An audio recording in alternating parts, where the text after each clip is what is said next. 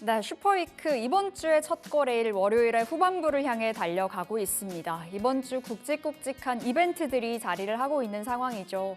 이제 얼마 남지 않았습니다. 4월 2일 상호 관세에 대한 밑그림이 이번 주에 어느 정도 그려질 수 있겠습니다. 트럼프 리스크, 트럼프 노이즈, 시장 안에 놓여있는 변수 중에 하나로 체크가 되고 있고요. 주요 대상국 중에 하나로 한국도 거론이 되고 있는 상황입니다. 월스트리트 저널에서도 간밤에 보도가 있었는데요. 이와 관련해서 변수 체크 계속해서 해볼 필요가 있겠습니다. 아울러서 경제 지표들도 발표가 되는데요. 우리 시간으로 금요일 밤이면 PC 2월에 개인 소비 지출 데이터가 나오게 됩니다. 연준이 굉장히 중요하게 생각하는 지표이기도 하고요. 향후 연준의 그 금리 인하 가능성을 전망할 수 있는, 체크해 볼 수 있는 바로미터로 읽어지기도 합니다. 이와 더불어서 국내 증시 안에서 또 개별적인 이슈가 있죠. 정치 리스크, 그리고 D-7, 이제 공매도 재개까지 딱 일주일이 남은 상황입니다. 오늘 아침에 한덕수 대통령 권한대행 국무총리의 탄핵은 기각이 됐습니다. 기각이 되고 나서 유가증권 시장 안에서 외국인들은 매수로 포지션을 전환하기도 했었는데요. 관련해서 이벤트 체크 계속해서 해볼 필요가 있겠고요. 그리고 이제 공매도 재개 관련해서 우려와 기대가 시장 안에는 혼재해 있는 상황입니다. 단기적으로 많이 올라간 큰 폭으로 상승을 했던 방산이나 조선, 우크라이나 재건 관련해서는 집중적인 타겟이 될 수 있다라고 이야기도 나오는가 하는 반면에 오히려 공매도 재개에 따라서 시장의 투자 심리가 시장의 변동성이 확대가 된다면 이때는 가치주를 중심으로 저가 매수의 기회로 삼아보자라는 증권사들의 그 조언도 나오고 있는 상황입니다. 여러 가지 변동성, 그러니까 변수들이 굉장히 많습니다. 시장 안에서 챙겨볼 이슈들 오늘도 확인을 해보도록 하겠고요. 자, 시장 분위기 읽어보겠습니다. 현재 코스피는 전거래일 대비 0.17% 하락으로 2,638포인트. 오늘 장중에 장 초반에 반짝 상승을 보여주기도 했었죠. 낙폭을 줄여가는 구간에 놓여 있습니다. 코스닥은 722포인트, 현재 구간 0.4%의 상승을 보여주고 있습니다. 자, 수급 동향 확인해 보겠습니다.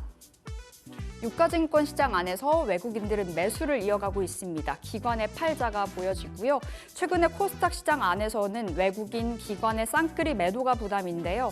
오늘도 추가적인 매물이 출회됩니다. 현재 외국인들 460억 원, 기관이 100억 원의 물량이 출회되는 모습이고요. 선물 시장에서 오늘 외국인들은 매도 포지션을 취하고 있는 구간이네요. 현재 구간 6천억 원 넘는 매물이 나오고 있습니다.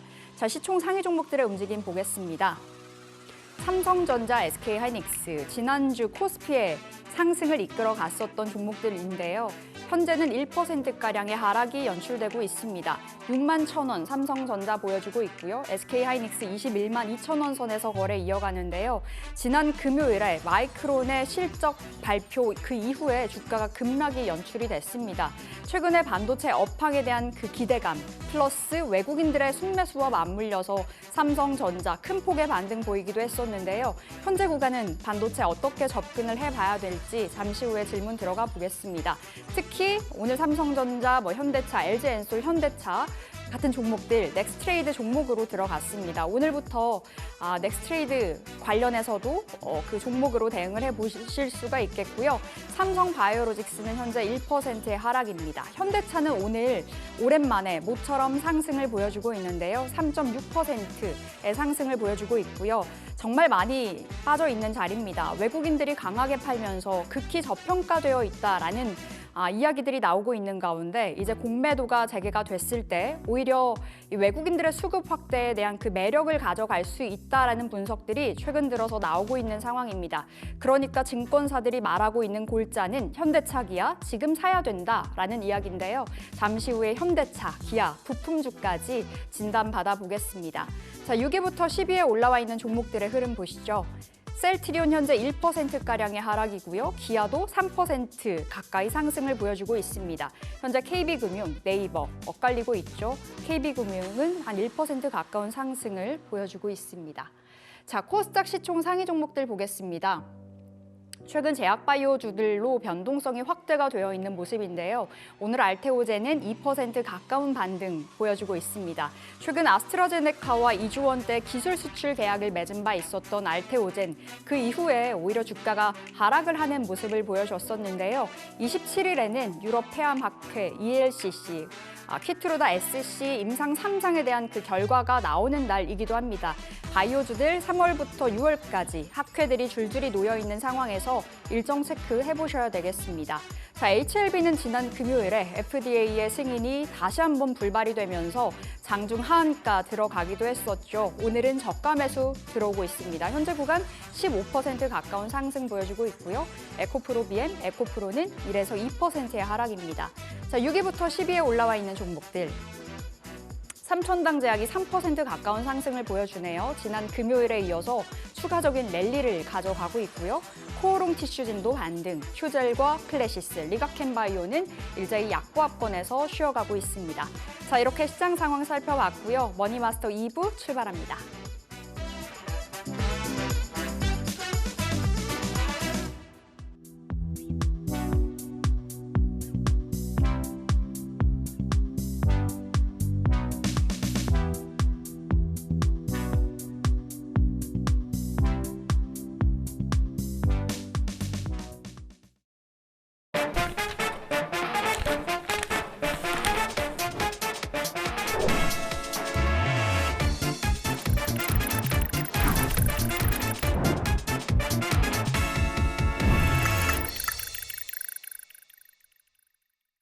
네, 업앤다운 함께 하겠습니다. 오늘은 AJ인베스트먼트 이재규 대표 나오셨습니다. 어서 오세요. 안녕하세요. 네, 대표님 시장 어떻게 보신지 진단부터 들어가겠습니다. 오늘은 시장의 큰 폭의 상승, 큰 폭의 하락보다는 어느 정도 방향성 탐색을 하고 있는 모습인데요. 이벤트들이 진짜 많잖아요. 어떤 그렇죠. 시각으로 시장을 바라봐야 될까요? 일단 기본적으로 저는 우리나라 시장이 나쁘지 않다라고 생각을 하고 있습니다. 반도체뿐만 아니라 2차 전지 같은 경우도 오늘 이제 양극재 업체들 같은 경우는 하락을 하고 있는 모습이지만 우리가 셀사들 같은 경우는 하반 경직을 좀 보여주고 있거든요. 그리고 우리나라가 어쨌든 큰 호흡에서 봤을 때, 큰 흐름에서 봤을 때 세 가지 섹터를 굉장히 중요하게 보고 있죠. 반도체와 2차 전지와 제약 바이오. 근데 이 세 가지 업종 자체가 전반적으로 나쁘진 않다라고 판단이 되고 있기 때문에 시장이 전체적인 우상향 기조는 이어질 가능성이 높다라고 생각을 하고 있습니다. 물론 지난주에 코스닥이 4거래일 연속 음봉이 나왔거든요. 네. 사실 지난주 같은 경우는 개인 투자자분들 입장에서 좀 어려운 한 주가 됐을 텐데 이번 주부터는 그래도 다시 한번 되반등을 시도할 가능성이 높다라고 보고 있고요. 또 이제 트럼프의 이런 발언들에 의해서 우리나라 시장이 영향을 많이 받고 있지만 냉정하게 말씀드려보자면 업황이 가장 중요하다라는 말씀을 드리고 싶습니다. 그래서 반도체뿐만 아니라 오늘 자동차도 좀 올라오고 있는데 관세 유예가 된다라는 내용들 때문에 올라왔다라고는 하지만 업황에 대한 부분들, 기업의 가치에 대한 부분들을 우리가 좀 본질적으로 고민해 볼 필요가 있지 않을까 저는 그렇게 생각을 하고 있고 네. 그런 것들을 전반적으로 고려를 해봤을 때 대한민국 증시는 지금 매수가 충분히 들어올 만한 상황이다. 이렇게 좀 말씀드리고 싶고요. 좀 더 넓게 말씀드려보자면 네. 지금 글로벌 증시에서 미국 같은 경우는 자금을 시장의 유동성을 공급하기가 굉장히 어려운 상황이거든요. 그래서 계속해서 국채금리를 내리는 것이다. 국채금리가 많이 하향된 상황에서 움직일 것이다라는 분석들이 많이 나오고 있죠. 근데 우리가 여기서 반대로 생각을 해보면 지금 시장이 좋은 쪽이 어디냐면 중화권과 유럽 쪽이거든요. 이 국가들의 주가 흐름이 왜 좋다라고 우리가 보고 있냐면 지금 우리가 광의 통화라고 하는 게 있습니다. M2라고 이야기를 많이 하죠. 네. 시장에 지금 광의 통화와 그리고 협의 통화 M1이 있는데 M1 쪽에 대한 지금 자금의 유동성 공급이 지속되고 있다는 부분이에요. 이게 유럽 쪽과 그리고 중국 쪽에서는 지금 공격적으로 진행이 되고 있거든요. 그러니까 글로벌에서 투자를 하고 있는 자금들이 자금에 대한 유동성 공급이 제한적인 미국보다는 유럽과 중화권으로 많이 들어가고 있다고 보시면 좋을 것 같고요. 우리나라 같은 경우도 금리 인하를 계속해서 하지 않았죠. 하지 않다가 최근 들어서 몇 차례 우리가 금리 인하 쪽에 대한 스탠스를 미국과는 별개로 진행을 하고 있는데 이 역시 우리나라 같은 경우도 시장에 어느 정도 유동성을 공급해주고 있다는 관점으로 보신다면 우리나라 증시뿐만 아니라 중화권이나 유럽 증시가 미 증시보다는 유리할 가능성이 높다. 저는 그렇게 생각을 하고 하고 있고요. 지금 뭐 관세에 대한 부담들도 계속해서 나오고 있지만 우리가 그런 내용들을 차치하고서 시장의 흐름을 놓고 본다라고 한다면 올해 들어서 네. 중화권과 우리나라가 미증시보다 훨씬 더 좋습니다. 그러니까 관세에 대한 부담은 분명히 있지만 저는 너무 걱정하실 것은 아니지 않을까 이렇게 의견 드리도록 하겠습니다. 네, 지난번과 시각은 동일하십니다. 시장을 긍정적으로 바라볼 수 있는 구간이라고 말씀 주신 건데 반도체부터 이야기 나눠볼까요? 자, 오늘은 삼성전자, 하이닉스가 쉬어가고 있습니다만 뭐 사실 지난주에 원체 잘 갔잖아요. 그러다 보니 오늘의 쉼은 뭐 당연해 보이기도 하고요. 지금 자리에서 반도체 어떻게 봐야 될지도 궁금하고 지난 금요일에 이제 마이크론 실적 네. 나오고 나서 한 차례 흔들렸더라고요. 맞습니다. 이걸 어떻게 해석할까요? 그죠. 마이크론은 뭐 마이크론이죠. 네. 지난주에 그 시간외 그러니까 장전 거래에서 마이크론이 좀 올라와가지고 살짝 기대감이 있었는데 네.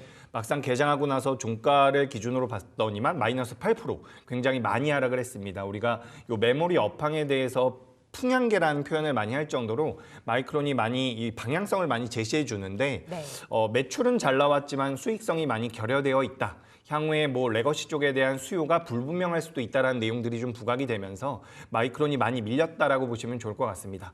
물론 이런 부분들이 우리나라 기업에도 악영향을 미칠 가능성은 있다라고 생각을 하고 있어요. 근데 우리가 오늘 우리나라 시장에서 삼성전자와 SK하이닉스의 주가 흐름을 보면 사실 마이크론이 8% 밀렸지만 우리나라 삼성전자 같은 경우는 마이너스 1%, 그리고 SK하이닉스 같은 경우도 지금 굉장히 견조한 모습을 보여주고 있거든요. 마이너스 1.6%입니다. 물론 우리나라 기업이라서 제가 이렇게 말씀드리는 건 아니고 지금 마이크론이 어쨌든 이 두 기업들, 우리나라 삼성전자와 SK하이닉스에 비해서 점유율이 굉장히 낮은 상태죠. 물론 HBM까지 진출을 하겠다라는 내용들이 굉장히 긍정적이었지만 그동안의 주가 흐름을 놓고 본다라고 한다면 당연히 삼성전자와 SK하이닉스가 마이크론보다는 우세해야 되는 게 맞다라고 저는 생각을 하고 있습니다. 그래서 오늘도 보시면 우리가 이제 분석을 하는 것과 시장의 종목군들의 흐름을 체크할 때는 좀 다르다라고 저는 생각을 하거든요. 만약에 마이크론이 마이너스 8% 밀렸는데 우리나라 시장도 밀린다라고 한다면 역시나 마이크론의 영향에서 우리나라도 벗어날 수가 없겠구나 네. 라고 판단을 하겠지만 지금 삼성전자와 SK하이닉스가 견고한 모습을 보인다는 것은 우리나라 기업들은 그래도 상대적으로 좀 안정적인 수급이 유입될 가능성이 높다. 그러니까 수급이 유입될 가능성이 높다라는 것이 지금 미국 같은 경우도 M7들의 주가 흐름이 좋지가 않죠. 근데 우리나라 삼성전자와 SK하이닉스 같은 경우는 제가 많이 양보를 해서 네. 마이크론과 똑같은 사업 구조를 가지고 있다라고 하더라도 마이크론이 3위고 우리나라 기업들이 1, 2위지만 똑같은 사업 구조를 가지고 있다라고 하더라도 오늘 수급을 놓고 본다라고 한다면 우리나라 기업들을 팔 생각은 별로 없는 거예요. 그러니까 업황에 대한 부담감을 마이크론을 통해서 어느 정도 느낄 수도 있었겠지만 일단 우선적으로는 대한민국 증시에 자금이 들어올 만한 상황에 놓여 있다라는 부분이고요. 그리고 업황에 대한 부분들 같은 경우도 삼성전자와 SK하이닉스가 크게 밀릴 상황은 아니다라고 생각을 하고 있습니다. 지금 뭐 디램이라든지 낸드 쪽에 대해서는 사실 이 내용이 작년 말부터 나왔거든요. 올해 6월 달부터 올해 9월 달부터 업황이 개선될 것이다. 이런 내용들이 많이 나왔었는데 사실 작년 말에는 그런 내용들이 시장에서 많이 부각되지 않았었어요. 근데 실제로 이제 주가가 어느 정도 반등이 나오다 보니까 뭐 중국의 이구한신 정책이라든지 앞으로 수요가 늘어날 것이라서 뭐 우리나라 디램이라든지 낸드 쪽에 대한 수요가 늘어날 것이고 그래서 삼성전자와 SK하이닉스가 올라올 것이다라는 이야기가 나오고 있는데 사실 이 내용은 작년부터 나왔던 내용이라는 말씀을 드리고 싶고요. 네. 그 속도 자체가 조금씩 빨라지고 있다라는 관점에서 본다면 삼성전자와 SK하이닉스 같은 경우도 여기서 하반 경직을 보일 가능성이 높다라고 보고 있습니다. 물론 마이크론에 대한 부담은 있지만 마이크론보다 삼성전자와 SK하이닉스가 좀 더 앞서 나가는 기업이다라는 말씀을 드리고 싶고요. 그리고 이제 글로벌 이제 투자 자금 자체가 미국 쪽에서는 어느 정도 빠져나와서 우리나라로 들어오는 모양새라고 한다면 좀 더 이해하시기가 편하겠죠. 그런 관점에서 저는 우리나라 반도체 투톱 같은 경우는 계속해서 이제 레거시 쪽에 대한 모멘텀들을 좀 받아갈 수 있지 않을까. 네. 전 이렇게 의견 드리겠습니다. 자, 그럼 삼성전자, 하이닉스 오늘 1% 현재 구간 밀리고 있는 이 시점에서 접근 가능하겠죠? 그렇죠. 뭐 삼성전자와 SK하이닉스를 단타 매매로 공략하시는 분들은 많지 않을 거라고 생각을 해요. 네. 물론 이제 비중을 많이 넣어서 단타로 공략하시는 분들도 계시겠지만 우리가 중장기적인 관점에서 본다라고 한다면 삼성전자와 SK하이닉스 같은 경우는 저는 저평가라고 생각을 하고 있습니다. 네. 특히 SK하이닉스 같은 경우도 굉장히 저평가라고 볼 수가 있는 부분이에요. 제가 여기서 추가적으로 우리 시청자분들께서 혹시 좀 궁금하실까 봐 말씀드려보자면 아니 그러면 엔비디아나 마이크론이 밀리면 우리나라 시장도 어쨌든 영향을 받지 않겠느냐 하실 수 있어요. 근데 저는 엔비디아랑 마이크론이 크게 밀린다라는 관점은 아니고 이 두 기업 같은 경우도 하반 경직을 보일 가능성은 높다라고 보고 있습니다. 그냥 미국의 기업들이 하반 경직을 보여준다라고 한다면 우리 시장에 상장되어 있는 반도체 기업들은 올라갈 가능성이 높다라는 말씀을 드리고 싶고요. 뭐 최근에도 HBM에 관련되어 있는 이슈들이 많이 시장에서 이야기가 되고 있지만 우리가 분석을 하는 거 우리 시청자분들께서도 레포트라든지 많은 내용들을 접하실 텐데 네. 제가 좀 이렇게 말씀을 드리고 싶어요. 우리가 좀 단순하게 생각을 해보면 작년 같은 경우는 HBM에 관련되어 있는 이야기들이 많았죠. HBM에다가 계속해서 투자를 한 거예요. 그렇다라고 한다면 전공정 쪽에 대해서는 투자를 안 했다라고도 우리가 볼 수 있는 부분이거든요. 그러니까 우리가 HBM을 후공정단이라고 본다라고 한다면 작년에 투자가 많이 됐었던 HBM 쪽에 대해서는 지금은 메리트가 상대적으로 떨어질 수가 있다라는 거죠. 작년에 투자가 거의 진행되지 않았었던 전공정 쪽으로 자금이 유입된다라고 한다면 주가 흐름 같은 경우도 개선될 가능성이 굉장히 높고요. 디램과 낸드 같은 경우도 개선될 가능성이 높다라는 거죠. 계속해서 현물 가격이 올라오고 있다라는 기사들을 아마 접하셨을 텐데 제 생각에는 좀 더 이어질 가능성이 높다라고 보고 있습니다. 그런 관점에서 본다라고 한다면 이게 참 어렵죠. 어려울 네. 거예요. 왜냐하면 업황을 우리가 분석하는 것과 주가의 흐름은 다르거든요. 만약에 업황이라든지 제가 지금 분석드리는 내용대로 주가가 움직인다라고 한다면 정말 쉽겠죠. 하지만 우리가 어쨌든 주식 투자라는 것은 미래를 보고 간다라는 관점에서 본다면 지금은 전공정 쪽이 좀 더 매력적일 수 있다라고 생각을 하고 있습니다. 그리고 우리나라 같은 경우도 용인 쪽에 이 반도체 클러스터가 있는데 네. 가동률이 피크를 찍을 수 있다라고 지금 예상을 하고 있는 시기가 2027년도 정도가 돼요. 그럼 지금부터 장비 반입이라든지 부품이라든지 소재가 들어온다라고 한다면 전공정 쪽에 대한 관심도는 높아질 가능성이 높고요. 추가적으로 뭐 딥시크가 나오면서 우리가 굉장히 비싼 고가의 HBM이 필요 없을 수도 있다. 물론 필요합니다. 물론 필요한데 과거에 비해서는 디램이라든지 낸드, 우리가 DDR4라든지 DDR5 쪽에 대한 관심도가 높아지고 있다는 말씀을 드리고 싶고요. 이런 부분들을 고려해 본다라고 한다면 저는 반도체는 전체적으로 긍정적인 의견 그리고 그중에서 단기적으로는 전공정 쪽도 여전히 매력적이지 않나. 오늘 그래서 보시면 뭐 PSK 같은 경우도 오랜만에 좀 네. 반등이 잘 나오고 있거든요. 이런 기업들 좀 눈여겨보시는 게 어떨까라는 의견까지 추가드리도록 하겠습니다. 궁금한 거 이미 다 말해주신 것 같아요. 예. 예, 반도체 투톱에 대해서는 매매 오케이 사인을 받으면서 전공정단이 조금 더 매력 있다, PSK까지 종목 언급 주셨습니다. 자, 자동차 관련해서는 대표님 어떤 시각이신지 궁금한데 오늘 현대차, 기아가 달려주고 있습니다. 근데 뭐 사실 달린다는 표현도 뭐 할 정도로 정말 많이 내려가 있잖아요. 네, 맞아요. 상호 관세 날짜는 4월 2일로 못 박혀 있는 상황이고 지금 자리 오히려 저가 매수의 기회로 노려볼 때일지 긍정적이세요? 네, 일단 저는 현대기아를 굉장히 좋아합니다. 아, 그래요? 좋아하는데 매수는 저는 좀 고민을 해봐야 되지 않을까라고 생각을 해요. 그러니까 우리가 지금 오늘 보시면 SL이라든지 관련되어 있는 작은 종목군들 같은 경우는 주가 흐름이 잘 나오고 있거든요. 네. SL도 그렇고요. 뭐 화신 같은 경우도 오늘 10% 가까이 올라오면서 굉장히 좋은 퍼포먼스를 보여주고 있습니다. 북미 쪽에서 공장을 가지고 있는 기업들이다. 현대와 같이 진출을 한 기업들이다라고 생각을 하시면 좋을 것 같은데 부품주들 같은 경우는 작년 상반기 때 현대 기아가 좋았을 때에도 주가 흐름이 그렇게 좋지가 못했거든요. 그렇기 때문에 이제부터 올라오는 것이 전 나쁘진 않다. 잘못된 것은 아니라고 생각이 되지만 우리가 자동차주를 볼 때는 지금 관세에 대해서 이런 이야기가 많이 나오고 있죠. 유연하게 대응을 하겠다. 네. 이런 이야기들이 나오면서 어떻게 보면 반사이익을 받을 수도 있다라는 부분들. 그리고 이제 미국 쪽으로 들어가는 뭐 GM이라든지 폭스바겐 같은 경우는 미국 외의 공장에서 만들고 있는 자동차들이 더 많기 때문에 우리나라 현대기아가 더 유리할 수 있다라는 분석들이 나오고 있거든요. 근데 제가 여기서 딱 말씀드리고 싶은 게 뭐냐면 자동차가 판매가 잘 돼야 됩니다. 네. 전 이게 굉장히 중요한 포인트라고 생각을 하고 판매량이요? 있거든요. 판매량이 가장 중요하다고 생각을 하고 있어요. 그러니까 지금 우리가 관세에 대해서 어느 정도 유리함을 가져갈 수도 있는데 지금 우리가 소프트 데이터라고 이야기를 많이 해요. 미국 쪽에서 나오고 있는 경제 지표들이 있죠. 우리가 뭐 CPI라든지 PPI 같은 경우 우리가 하드 데이터가 있고 소프트 데이터가 있는데 소프트 데이터 같은 경우 우리가 심리 지표라고 이야기를 많이 하기 때문에 사실 소프트 데이터가 무너지는 것은 크게 문제가 되지 않아요. 그럼에도 불구하고 소프트 데이터를 우리가 좀 체크를 해봐야 되는 부분은 심리적인 부분이거든요.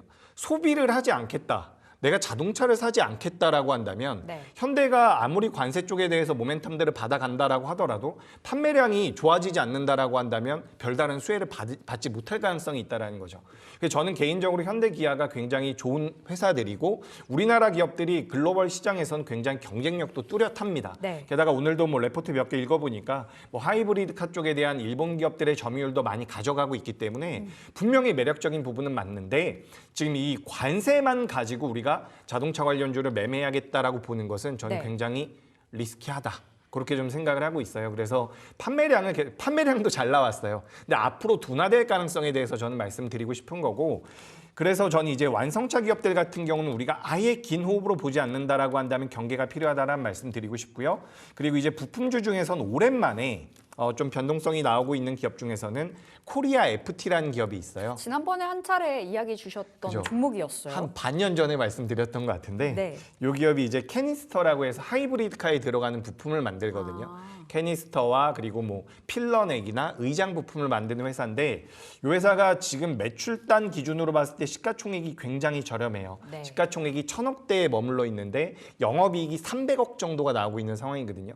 우리가 순이익이 200억만 나온다라고 하더라도 현재 주가 이 레벨단 자체가 굉장히 저평가되어 있기 때문에 이런 기업들 같은 경우는 우리가 좀 체크를 해볼 필요가 있습니다. 그런데 이제 완성차 기업들 같은 경우는 우리가 포지션을 이렇게 생각을 해보시면 좋을 것 같아요. 내가 자동차주를 가지고 단기적으로 수익을 내겠다라고 한다면 네. 저는 부품주가 나을 것 같고요. 중장기적으로 본다라고 한다면 미국에서의 구매 여력이 있는지를 계속해서 체크를 해야 되기 때문에 네. 만약에 이제 현대차나 기아를 매수한다라고 하더라도 좀 이제 분할 매수의 관점이나 장기 관점으로 보시는 게 어떨까? 저는 이렇게 좀 말씀드려보도록 하겠습니다. 단기적인 관점, 장기적인 관점 나눠놓고 좀 보셔야 되겠습니다. 현대차, 기아 멀리 보고 모아가는 전략은 가능하지만 단기적인 관점에서는 부품이 좀 더 매력 있다. 코리아 FT 현재도 한 5% 가까이 올라가고 있습니다. 이 종목 찝어주셨기 때문에 흐름 놓고 체크해 보시면 좋을 것 같고요. 자, 제약바이오까지 오늘 큰 섹터들 이야기를 다 해보는 것 같은데요. 바이오는 어떤 시각으로 바라보세요? 이제 주주총회 시즌이 개막이 됐습니다. 네. 뭐 원체 학회도 많고 이벤트가 많잖아요. 네, 제약바이오는 제가 우리 방송에서도 가장 긍정적으로 말씀드렸던 것 같아요. 네. 제가 뭐 최근에 우리 시장에서 주가의 하락이 크게 나왔었던 섹터들 중에서 저는 사실 이제 주가가 하락을 하면 네. 아무리 좋은 이야기가 나오더라도 저는 일단 피하거나 경계를 해야 된다라는 말씀을 많이 드리거든요. 근데 제가 우리 방송에서 엔터가 많이 밀렸을 때 네. 엔터 사셔야 됩니다라는 말씀을 한번 드린 적이 있고요.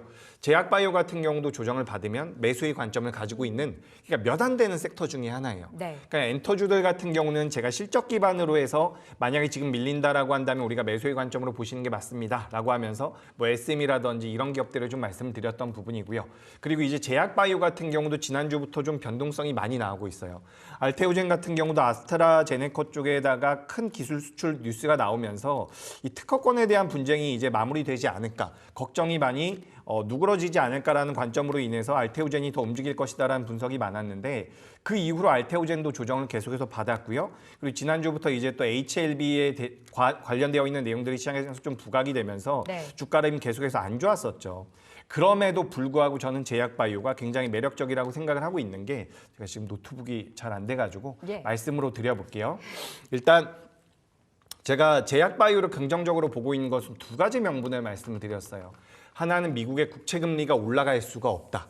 그죠? 국채금리가 올라갈 수가 없다라는 부분. 요건 이제 제약바이오 업체들의 장기적인 수익률에 도움이 될 가능성이 높거든요. 그러니까 우리가 미국의 10년물 국채 이야기를 많이 하잖아요. 10년물 국채 금리가 계속해서 밑에서 움직인다라고 한다면 장기적인 관점에서 제약바이오가 매력을 가져갈 수가 있고요.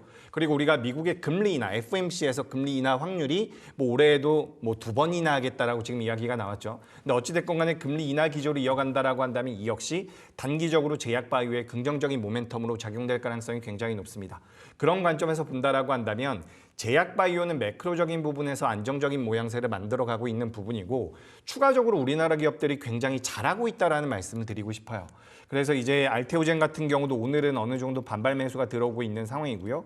HLB 같은 경우도 어쨌든 다시 한번 심사를 받아야 된다라는 그런 부담감과 불안감이 있지만 뭐 사실 그렇게 바뀐 건 없다라고 저는 생각을 하고 있거든요. 그래서 뭐 여의도에서 암암리에 뭐 이게 어쨌든 중국의 항소제약과 진행을 했었던 부분이라서 미국 쪽에서 딴지를 건 게 아니냐 뭐 이런 이야기들도 나오고 있기 때문에 뭐 HLB는 우리가 좀 더 봐야 됩니다. 저는 개인적으로 HLB는 뭐 신규 매수보다는 보유하신 분들이 대응을 하시는 게 맞겠다라고 생각을 하고 있고요. 네. 알테오젠 같은 경우는 다시 한번 우상향을 만들어갈 수 있다라고 생각을 하고 있는데 우리가 작년에 많이 이야기했었던 바이오 플랫폼 기업들을 제가 잠깐만 보여드려 볼게요.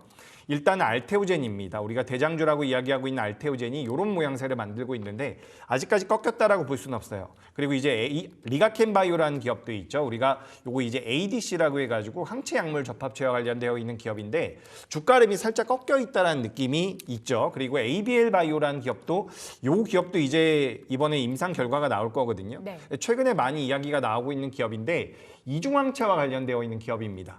요 기업도 살짝 꺾이고 있는 모습이에요. 그죠? 그리고 보로노이 같은 경우도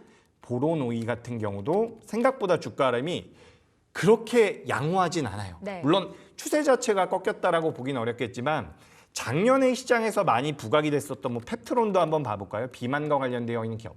오히려 펩트론이 좀 더 안정적인 흐름을 보이는 것처럼 느껴질 만큼 작년에 개인 투자자분들께서 많이 알고 있던 기업들이 생각보다 주가 흐름이 좋지가 않습니다.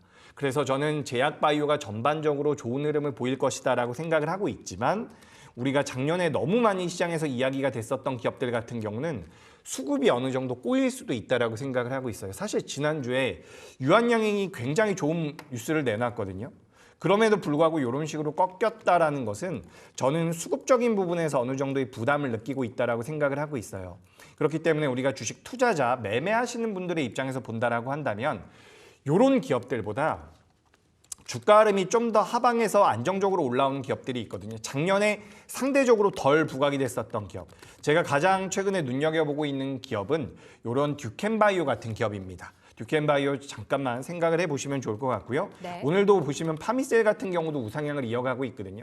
물론 FDA 승인과 관련되어 있는 내용들이 네이처셀에 붙으면서 줄기세포와 관련되어 있는 기업들이 주가 변동성이 잘 나온 거예요. 근데 여기서 지금 우리가 지금 이게 화면에 잘 안 보이실 수 있는데 네이처셀 같은 경우는 점 상한가에 들어간 거거든요. 네. 근데 우리가 여기서 어떤 결론을 내릴 수가 있냐면 작년에 시장에 많이 부각됐었던 바이오 플랫폼과 관련되어 있는 기업들이 나쁘지는 않은데 올해에는 보시다시피 줄기세포 관련되어 있는 기업들이 좋은 주가 흐름을 보였죠. 물론 첨생법과 관련되어 있는 부분도 있었어요. 네이처셀도 급등이 나왔고요. 파미셀 같은 경우도 급등이 나왔고 메디포스트 같은 경우도 오늘은 그래도 주가 흐름이 상대적으로 잘 나왔거든요. 장 초반에. 그래서 우리가 시장에서 부각이 좀 덜 됐던 기업. 메디포스트 오늘 13%가 올랐었던 상황입니다. 그래서 네. 이런 기업들 그리고 듀켄바이오 같은 경우는 우리가 방사성의약품이라고 이야기를 많이 하죠. RPT와 관련되어 있는 기업인데 그러니까 작년에 강세를 보였었던 종목들보다 올해는 줄기세포라든지 RPT, 방사성의약품과 관련되어 있는 기업들에 좀 새로운 수급들이 들어오는 게 아닌가라고 저는 생각을 하고 있습니다. 그렇기 때문에 작년에 공부 많이 해두셨을 텐데 네. 그런 종목들보다 올해 좀 움직임이 긍정적으로 나오고 있는 기업들에 대해서 비중을 좀 늘려보거나 종목을 좀 교체해보는 게 어떨까. 전 이렇게 제약바이오에 대해서는 전반적으로 긍정적이나 새로 움직이는 쪽에 대한 관심이 필요하지 않을까라는 의견 드리겠습니다. 알겠습니다. 제약바이오 굉장히 긍정적인 뷰 보여주셨는데 오늘 우리 대표님의 종목도 받아볼 텐데 제약바이오 내에서 가져오셨네요.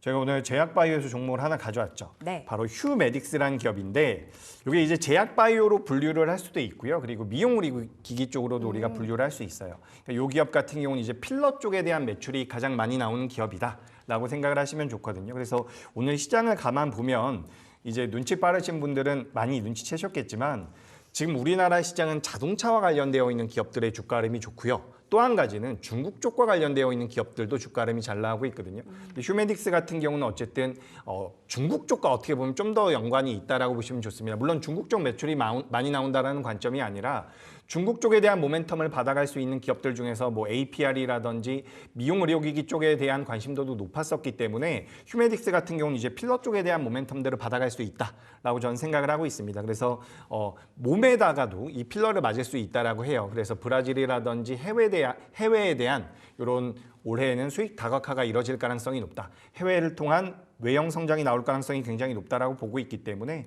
오늘 같은 날 휴메딕스 같은 기업을 좀 눈여겨보시는 게 어떨까 이렇게 좀 말씀드리고요. 동종업체들의 PER이 평균적으로 20배 수준이라고 한다면 휴메딕스 같은 경우는 지금 약 9배 수준에서 거래가 되고 있거든요. 그러니까 저평가되어 있는 부분들도 분명히 있기 때문에 저는 우리가 투자 포인트로 삼아볼 수 있지 않을까. 현재 41,200원대에서 거래가 되고 있는데 목표가는 48,000원이고요. 손절가는 37,000원대로 이렇게 의견 드리도록 하겠습니다. 알겠습니다. 오늘의 종목은 휴메딕스 받았고요. 목표가 48,000원, 손절가 37,000원 잡아보겠습니다. 자, AJ 인베스트먼트 이재규 대표 여기서 인사드릴게요. 고맙습니다.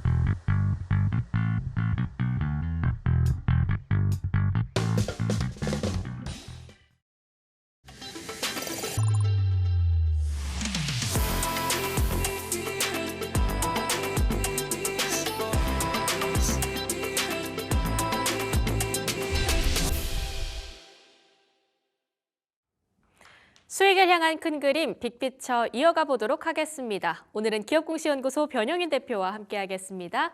대표님 안녕하세요. 네, 반갑습니다.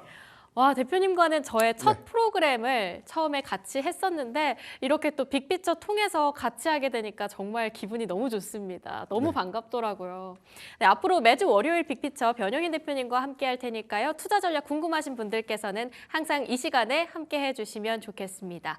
자, 그러면 오늘 수익을 내볼 만한 종목들 하나씩 열어볼 텐데요. 일단 키워드 하나씩 살펴볼게요. 네, 일단 키워드 3가지 준비되어 있는데요. 그중에 첫 번째 키워드 바로 게임 가져와 주셨습니다. 자, 게임 안에서는 어떤 종목들이 있을지 궁금한데요. 중국의 한한령 해제 기대감도 있을 거고요. 무엇보다 관세 무법지대로부터 비교적 안전하다 이런 얘기들 많이 나오고 있습니다. 일단은 관련한 종목으로는 크래프톤 가져와 주셨네요. 크래프톤의 포인트들 하나씩 짚어볼까요? 네, 오늘 크래프톤 3.2% 상승하는 모습을 좀 보여주고 있는데 지난해 사상 최대 실적을 좀 달성했음에도 불구하고 4분기 일부 좀 어닝 미스가 있었어요. 이게 시장이 높아졌던 전망치보다 영업이익이 좀 감소됐던 부분들, 이 부분은 내재적인 측면들 보면 일회성 비용들이 일부가 있었기 때문에 사실 전반적인 내용이 좀 그리 나쁘진 않았는데 그러니까 시장이 워낙 높아진 기대치를 충족하지 못했다. 이 점이 이제 조정이 좀 빌미가 됐었고요. 다만 이제 이 부분이 그 당시에도 어떤 리포트가 나왔던 부분들, 그러니까 성장의 정체성, 그래서 실적에 관련된 피크 우려감, 특히나 배틀그라운드 IP가 좋은 건 알겠지만 올해도 연속해서 성과를 좀 이어줄 수 있을까라는 의문이 일부 좀 노이즈가 좀 됐었는데 최근 데이터가 굉장히 좀 긍정적입니다. 그러니까 1월과 2월 데이터를 보니까 펍지의 유저 수가 코로나19 팬데믹 당시, 그러니까 지난달 2월 23일 기준에서 동시 접속자 수가 82만 6천 명을 좀 기록했습니다. 이게 코로나 때보다 더 뛰어난, 그러니까 동시 접속자 수가 좀 유입됐다는 부분들은 아직까지 슈퍼 IP로서에 대한 견조한 성장을 좀 유지할 수 있었다는 부분들을 확인할 수 있었고요. 두 번째는 일평균 접속자 수가 현재까지 한 40만 명대를 지금 유지하고 있기 때문에 이게 전체적으로 과금 유저가 좀 맞물리게 된다면 일단 수익 지표에 관련된 피크 우려감들은 저는 1분기 안에서 해소가 좀 되지 않을까. 그렇기 때문에 1분기 역시도 사상 최대 실적 달성이 좀 유력하지 않을까라고 보고 있습니다. 19일 날 신작이 어떤 인조이의 쇼케이스가 있었습니다. 이 부분에서는 얼리 액세스라고 해서 사전에 좀 출시되고 있는 출시가를 39.99달러로 좀 확정을 좀 했고요. 이 부분에 대해서는 향후 본 출시 이전까지에 대한 업데이트를 좀 무료로 좀 제공하겠다라고 좀 발표를 했는데 워낙 인조이가 과거부터 이게 체험형 게임이다 보니까 아무래도 유제 유식도가 좀 더 빠르게 좀 증가되지 않을까라는 기대치가 좀 높은 그런 네. 종목이었고 전체적으로 이 증권사 전망치에서 보면 한 150만 명 정도의 초기 매출이 좀 달성되지 않을까라고 좀 전망되고 있기 때문에 실적의 기대치가 배틀그라운드라는 이 견조한 슈퍼 IP를 좀 필두로 해서 인조이의 기대가 굉장히 또 높아지지 않을까. 이번 주 27일 날 네. 얼리액세스 출시를 좀 하게 되기 때문에 그러니까 초기의 흥행을 얼마만큼 좀 잘 가져갈 수 있을까 이 부분이 중요한 좀 관전 포인트가 좀 되지 않을까라고 볼 수가 있겠습니다.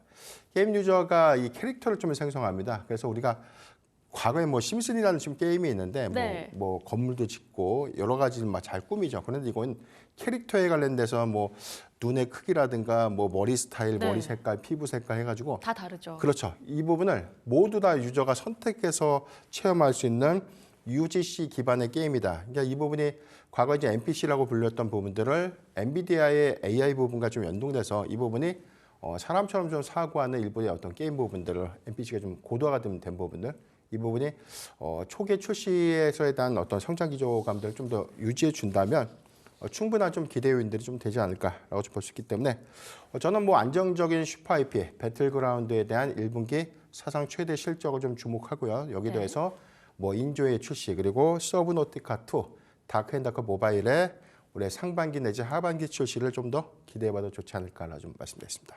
네, 우선 배틀그라운드 쪽으로는 강한 IP를 가지고 있는 크래프톤이죠. 일단 1분기 쪽으로의 실적 기대감 가져가 볼 수 있겠다라고 말씀 주셨고요. 27일 날 인조이 쪽의 이벤트가 상당히 중요해 보입니다. 앞으로의 신작 모멘텀에도 주목을 해볼 텐데 여러 가지 수급들을 봤을 때 외국인이 좀 탄탄하게 매수를 하고 있습니다. 특히 기관과 핑퐁 하면서 같이 좀 주가를 끌어올리는 듯 했는데 최근에는 약간의 조정세가 연이어 나타나고 있었거든요. 가격 전략은 어떻게 가져가 볼까요? 네, 일단 뭐 단기 추세선에서는 뭐 241선을 좀 탄탄하게 좀 지지를 좀 해주고 있는 모습이고 이전 고가였던 2월 10일 39만 원 이게 고가였는데 네. 일단 피크의 논란이 좀 더 반영이 됐던 부분들의 조정이 빌미가 됐기 때문에 대체적으로 이런 부분들을 올해 1분기 실적으로 뛰어넘는 성과를 좀 입증해 낸다면 저는 이전 고가 경신은 조금 더 유력하지 않을까. 그래서 단기적인 목표가는 39만 원을 좀 제시해 드리겠고요.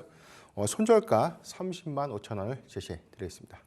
네, 여러 가지 상황들 봤을 때 목표가는 39만 원, 손절가 30만 5천 원으로 받아봤습니다. 그동안 있었던 피크 우려에 대한 피크 아웃에 대한 우려감 때문에 주가의 약간의 급락세가 계속해서 이어지고 있었는데요. 앞으로의 실적 기대감을 가지고 다시 한번 반등에 성공할 수 있을지 첫 번째 키워드로 살펴본 크래프톤, 앞으로 관심주로 챙겨보시면 좋겠습니다.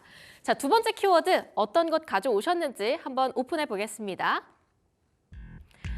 네, 오늘 두 번째 키워드로는 제약바이오 가져와 주셨네요. 이 제약바이오 하면 전일장에 있었던 HLB 관련한 소식을 안 짚어볼래야 어쩔 수 없을 것 같습니다.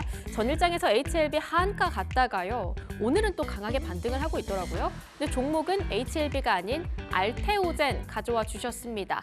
아스트라제네카 관련해서 강한 모멘텀을 가지고 있는데 최근 주가 변동성도 상당히 컸거든요. 네. 어떤 포인트에 주목하고 계실까요?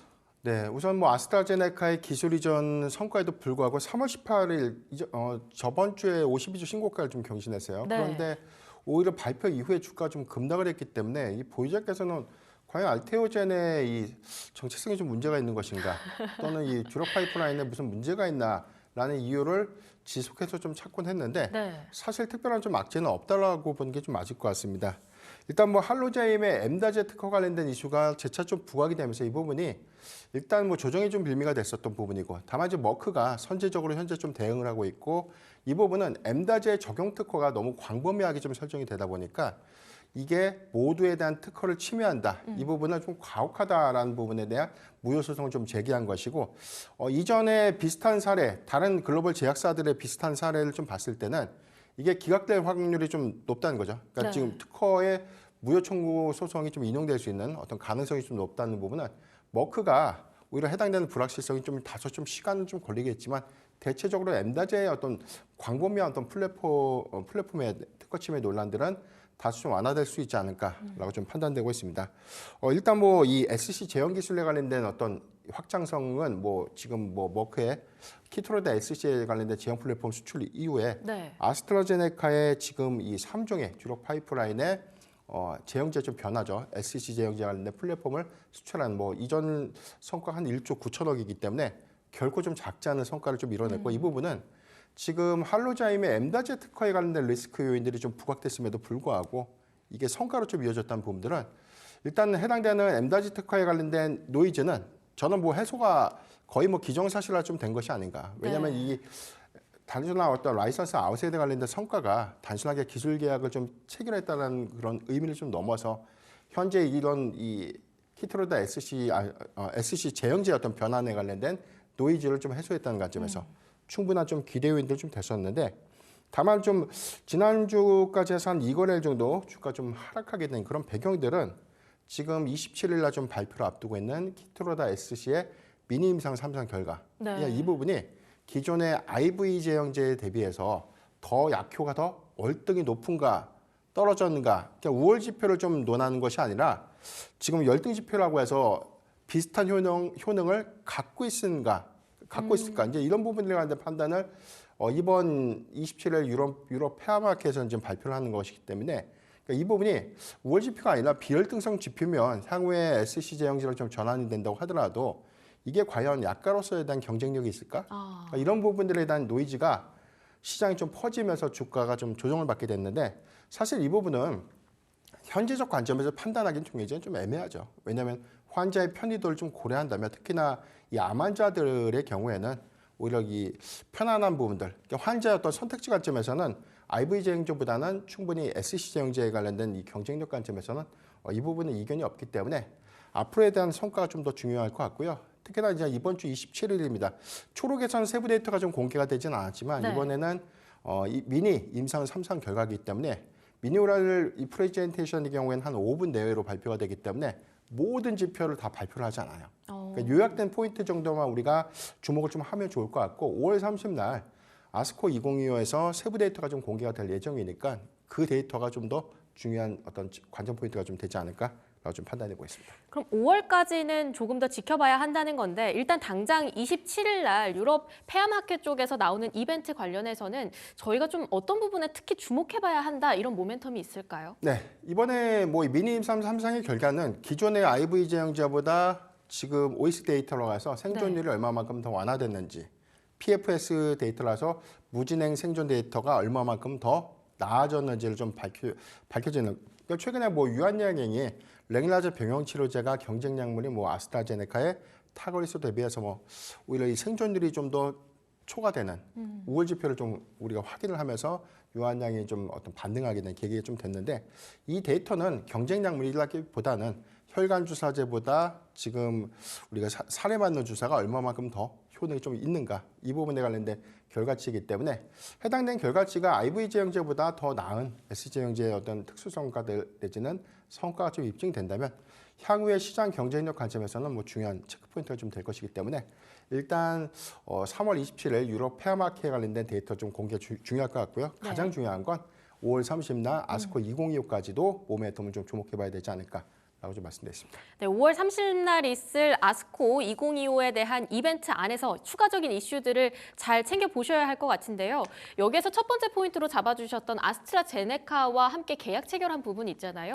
규모가 다소 생각보다 아쉽다라고 하는 이야기들도 나온 것 같고요. 이 부분에 대해서는 규모 자체에 대해서 혹시 어떻게 평가하고 계실까요? 1조 9천억 원이라는 부분들은 현재 전반적인 어떤 할로자임에 관련된 특허 이슈가 있었음에도 불구하고 전 성과적 측면에서는 굉장히 좀 긍정적이다라고 볼 수 있겠고요. 일월성보다는 지금 키트로다 SC 제형제에 관련된 성공 모델이 입증이 좀 된다면 그 이후에 후속적으로는 뭐 빅파마들에 대한 IV 제형제를 다시금 SC 제형제로 좀 전환할 수 있는. 그래서 이 부분이 혈관 주사가 그만큼 환자들의 고통스러운 어떤 편의성 관점에서 확실히 SC 제형제에 관련된 경쟁력이 좀 좋다 보니까 이 부분이 과거에 IV 제형제보다 더 나은 성분을 좀 보여준다면 특허가 또 연장이 됩니다. 그러니까 이런 기대 요인들이 저는 뭐 단기적보다는 중장기 성과로 좀 이어질 수 있는 부분들이고 이 부분은 머크에 이어서 아스트라제네카라는 글로벌 빅파마의 추가 성과로 좀 이어졌던 점 그리고 하반기에는 에너트에 관련된 임상이 좀 시작이 되면 여기에 관련된 실적도 유입될 수 있는 부분들 그리고 그 이외에도 지금 계속해서 좀 우리가 라이선스 아웃 될 수 있는 어떤 대상군들은 좀 더 확장될 수 있는 국면들을 좀 주시해 보면 알테오젠의 경우에는 현재 특허 리스크가 가장 큰 노이즈가 좀 된 만큼 네. 이 부분이 해소가 좀 된다면 충분한 가치 반영을 다시금 할 수 있지 않을까라고 좀 보여드리겠습니다. 네, 확실한 건 이번 계약 체결이 어찌 보면 그동안 알테오젠의 발목을 강하게 붙잡았던 특허 관련한 리스크를 해소시켰다라는 데 조금 더 의미가 있을 것 같습니다. 자, 그렇다면 알테오젠 가격 전략 챙겨봐야 할 것 같은데요. 우선은 계약 체결 이슈가 나온 다음에 12% 그날 상승을 하고요. 몇 거래일 지나지 않아서 바로 한 11% 정도 빠지면서 오른 분을 바로 반납하는 모습들 보여줬습니다. 변동성이 상당히 큰데 어떤 식으로 바라봐야 할까요? 네, 수급 부담 측면에서는 변동성이 좀 커다 보니까 좀 네. 이게 접근해도 괜찮은 구간인가라고 보는데 현재 구간 저는 충분히 분할 매수 관점에서 접근을 해도 좋은 구간이다라고 좀 말씀드리겠고요. 네. 목표가 43만 원 그리고 손절가는 32만 원을 제시해 드리겠습니다. 네, 목표가는 43만 원, 손절가 32만 원으로 잡아주셨고요. 오늘은 소폭의 빨간불 켜고 있는 알테오젠 두 번째 키워드로 찾아봤습니다. 자, 세 번째 키워드 한번 열어보겠습니다. 준비해 오신 키워드 살펴보니까 LNG 쪽 가져와 주셨네요. 지난주 금요일에는 또 대만에서 동아시아 국가들 사이에서 첫 단추를 깼다. 이제 알래스카 LNG 쪽으로의 사업 참여 관련한 소식들 전해주기도 했는데요. 이쪽 관련해서는 수익으로 눈여겨볼 만한 종목 포스코 인터내셔널 가져와 주셨습니다. 자, 지난주가 포스코 그룹주들이 돌아가면서 순환매를 보여주면서 좀 강하게 튀는 모습들을 보여줬는데 오늘은 자동차가 움직이는 대신 철강 쪽이 약세 흐름 보여주고 있고요. 포스코 그룹주들도 일제히 좀 주가 상승률을 반납하고 있습니다. 포스코 인터내셔널 앞으로 좀 바라본다고 한다면 어떤 모멘텀에 집중해 보는 게 좋을까요? 일단 단기적인 수급 기대감, 특히나 뭐 알래스카의 가스 개발 프로젝트가 본격화되는 그런 부분들, 특히나 오늘 뭐 주지사가 오늘부터 방한해서 26일까지 한국의 방한 일정을 좀 소화하게 되는데 이런 기대감들이 주가 좀 먼저 선반영이 좀 됐다라고 볼 수 있겠고요. 오늘의 조정들은 일부 세론 효과 내지는 일정들에 대한 관련된 아직 뭐 내용들이 좀 남아있기 때문에 조금은 더 주목을 좀 해봐야 되지 않을까라고 좀 볼 수가 있겠습니다. 일단 1분기 실적에 관련된 전망치가 다소 좀 보수적으로 좀 제시가 좀 되고 있는데 매출액이 한 5.1% 정도 감소가 예상되고 있고 증가가 예상되고 있고요.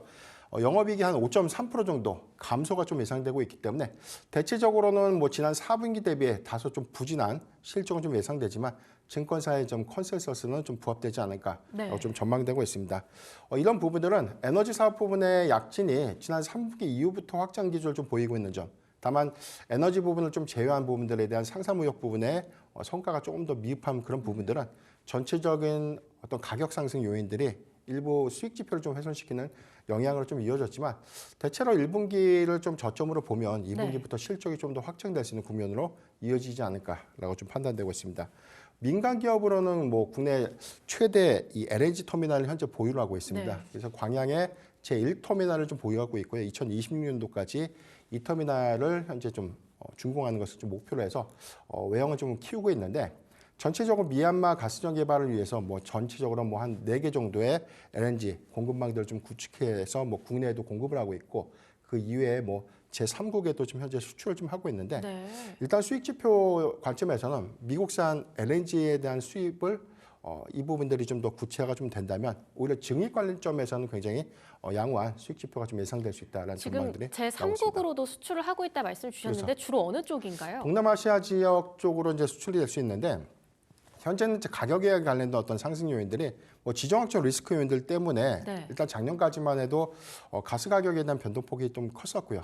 지금 미국의 이 LNG 수출 판로가 좀 더 확대되는 그런 부분들, 특히나 알래스카에 관련된 가스전들이 개발이 좀 가속화된다면 해당되는 알래스카의 LNG 프로젝트에 좀 지분 투자를 하고 여기서 발생되고 있는 LNG에 대한 원가를 조금 더 유리한 어떤 부분에서 도입을 좀 하게 되는 그런 부분들이 중장기 성과 관점에서는 굉장한 어떤 이익 기여가 좀 크게 나타내 줄 수 있는 포인트가 좀 될 수 있기 때문에 이런 관전 포인트는 계속해서 좀 주목해 볼 필요가 있지 않을까라고 좀 말씀드렸습니다.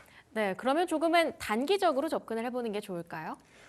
단기적인 어떤 기대감들은 뭐 지금 알래스카의 LNG 가스 프로젝트의 경우에는 뭐 이게 단기적인 어떤 프로젝트의 성과가 좀 나오기보다는 이번에 이 알래스카 주지사가 이제 방한을 하게 되고요. 포스코 인터내셔널과도 좀 미팅이 좀 예정되고 있기 때문에 해당해서 만약에 이번 뭐 주 안에 알래스카에 관련된 이 LNG 프로젝트의 뭐 지분 투자를 좀 확정하는 어떤 긍정적인 기대감들이 나온다면 단기적인 어떤 수급이 좀 유입될 수 있겠고요. 만약에 이 부분들이 이번에 결정되지 않는다고 하더라도 네. 해당된 프로젝트는 약간 중장기 성과를 좀 봐야 되는 지표이기 때문에 이런 기대 요인들을 좀 봐야 될 것 같다라고 좀 보여드리겠고, 두 번째는 실적의 관점에서인데 네. 우리가 3년 전에 이 포스코 인터내셔널의 경우에는 뭐 공급망 관련된 부분에서 상당한 많은 어떤 증인 모멘텀들이 있었고, 이게 2024년도에는 기대치보다는 좀 미흡했지만 올해는 2024년도보다 완화된 실적의 어떤 개선 포인트에서 우리가 주안점을 좀 찾다 보면 충분히 뭐 고점 대비에 대한 주가폭, 지난 12월 9일이었죠. 37,400원이라는 가격 네. 저점에서 반등이 좀 나왔던 부분들이기 때문에 한 요쯤인가요? 그렇죠. 12월 9일의 저점 대비해서 최근에 좀 많이 올라온 부담감은 일부 있지만 네. 실적 개선과 향후의 증익 모멘텀 관점에서 보면 저는 뭐 분할 매수 관점에서 충분히 접근은 좀 가능하지 않을까라고 좀 말씀드리겠습니다. 네, 그럼 현재 요 정도 라인대까지 올라왔을 때 6만 원은 다시 회복할 수 있을 것 같고요. 가격 네. 전략은 어디까지 올려보고 계실까요? 네, 일단 1차 목표가를 한 6만 5천 원 정도로 좀 제시를 해드릴게요. 왜냐하면 현재 구간이 단기적인 매물대가 좀 많다라고 볼 수 있겠고, 네. 1분기 실적에 관련된 방향성은 아까 말씀드렸듯이 4분기 대비해서는 좀 부진하지만 대체로 컨센에는 좀 부합할 것이기 때문에 뭐 어닝미스는 좀 나지 않을 것이다. 다만 2분기에 대한 관련된 업황 기대감들을 일부 좀 반영하는 그런 부분들이라면 6만 5천 원대를 단기간 터치 이후에 오히려 추가적인 어떤 상승 여력 관점에서 다시 해석을 해봐야 될 것 같은데, 저는 뭐 1차 목표가 6만 5천 원, 그리고 손절가 5만 원 정도 제시해드리겠습니다. 네, 손절가는 5만 원 잡아주셨는데 혹시 5만 원으로 보고 계신 이유가 차트상에서 좀 찾아볼 수 있을까요? 네, 일단 뭐 241선 기준을 좀 이탈하지 않는다면이라는 이 단서인데, 네.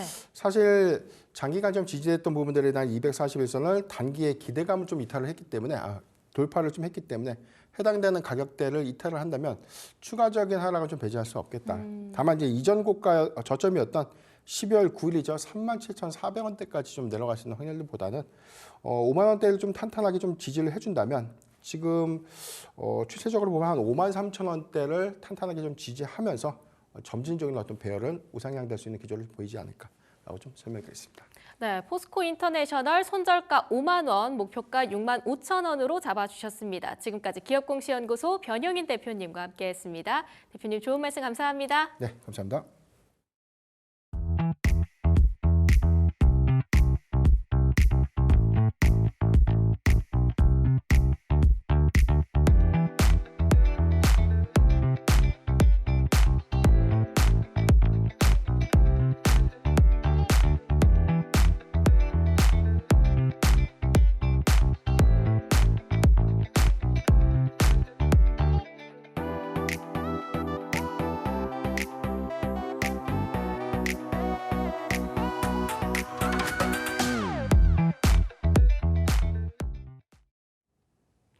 머니마스터 2부 저희가 준비한 소식은 여기까지입니다. 오늘 여러분들 투자 판단에 도움이 될 만한 다양한 소식들 전해드렸는데요.